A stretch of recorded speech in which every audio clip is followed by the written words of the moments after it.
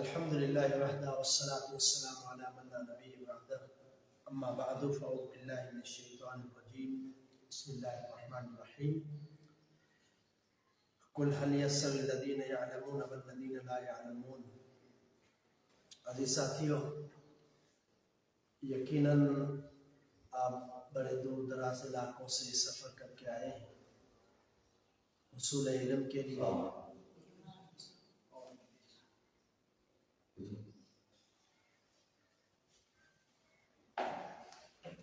حصول علم کے لیے یقیناً آپ کا سفر ہے. یہ بڑا ہی عظیم راستہ ہے، بڑی ہی عظیم کوشش ہے، بڑی ہی عظیم کاوش ہے کہ آپ اپنے اہل و عیال کو چھوڑ کر، گھر والوں کو چھوڑ کر، انسان کے لیے ایک سکون کی جگہ ہوتی ہے، راحت کی جگہ ہوتی ہے، والدین کو چھوڑ کر. تھر سے بھی ماشاءاللہ ہمارے بھائی آئے، عطاولہ بھائی تھر سے آئے، دو ساتھی ماشاءاللہ میرپور خاص سے آئے. تو بڑے بڑے دور سے بھی سفر کر کے ساتھی آئے ہیں.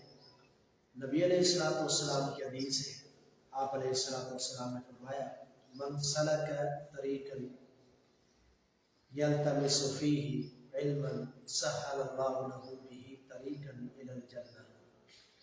آپ نے فرمایا کہ جو بندہ اس راستے پر چلتا ہے جس پر علم کو حاصل کیا جائے، ایسے راستے پر چلتا ہے جہاں وہ علم حاصل کرنا چاہتا ہے، وہ سیکھنا چاہتا ہے، اللہ تعالیٰ اس کے اس قدم کی وجہ سے، اس سفر کی وجہ سے، اس کوشش اور کاوش کی وجہ سے حقیقی جو راستہ ہے وہ آسان بنا دیتا ہے. یعنی جنت میں داخلہ آسان بنا دیتا ہے. یعنی یہی وہ علم ہے، یہی وہ راستہ ہے جس کے ذریعے سے آپ جنت کے راستے کی تلاش کرتے ہیں.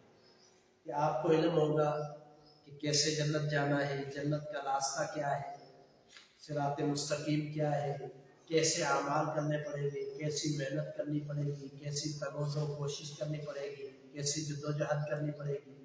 تو یہ سارے کا سارا علم کہاں سے ملتا ہے؟ مدارس سے ملتا ہے، کتاب و سنت کے علوم سے ملتا ہے.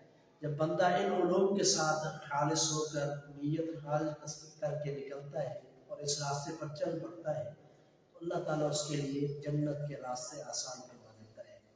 دنیا کی جتنے بھی آپ علوم حاصل کرتے ہیں یہ مرنے سے پہلے تک دفن ہو جائے، مرنے سے پہلے تک وہ دفن ہو جائے. آپ نے ریاضی کا علم حاصل کیا، آپ نے بایولوجی کا علم حاصل کیا، کیمسٹری کا علم حاصل کیا، یہ صرف آپ کی زندگی کے لیے ہے کہ آپ نے ڈاکٹر بننا ہے، آپ نے انجینئر بننا ہے، آپ نے فلاں بننا ہے، آپ نے فلاں بننا ہے.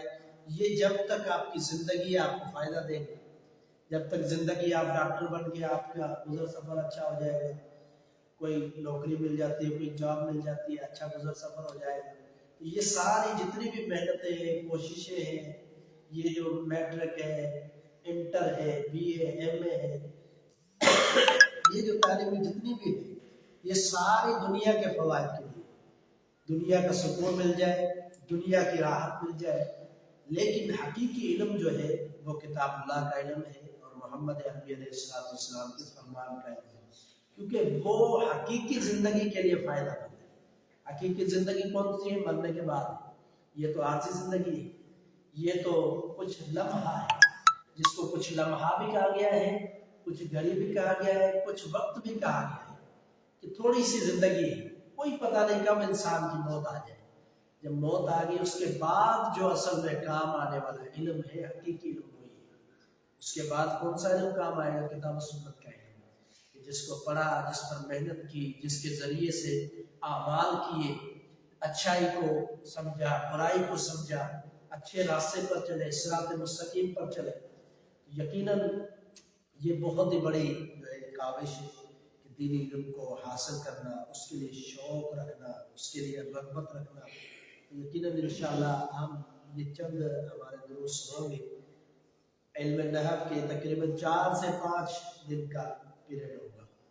یہ ترتیب ہماری جو دورے کی ہے شاید آپ کو شیخ وسیم صاحب نے بتائی ہے. ترتیب اس طرح ہے کہ استاد کا 1 دن کا پیریڈ ہوگا، 2-2.5 घंटे वो एक दिन पढ़ाएगा, उसके बाद दूसरा आएगा, उसके बाद तीसरा, फिर चौथा, फिर 5वें दिन दोबारा पीरियड आएगा। तो 4 हमारे जो है मेन जो है सब्जेक्ट है क्लासेस होगी, 4 मौजू हैं। एक इल्म नहव है, दूसरा इल्म सर्फ है, और इसी तरह इल्म मीरात है, और तजवीद, कुरान की तजवीद के हवाले से भी कुछ हमारी क्लासेस होगी। तो इंशाल्लाह मुझे जो जिम्मेदारी दी गई है इंतज़ामिया की तरफ से वो है इल्म नहव के हवाले से, कि इल्म नहव के बारे में मैंने इंशाल्लाह आपके सामने गुफ्तगू करनी है, और कुछ हम असबाब उसकी बनाएंगे। 4-5 दिन जो हमारा पीरियड होगा उसमें हम कोशिश करेंगे ज़्यादा से ज़्यादा जो है बहसों को कवर कर लें, ताकि जहन से गुजर जाए।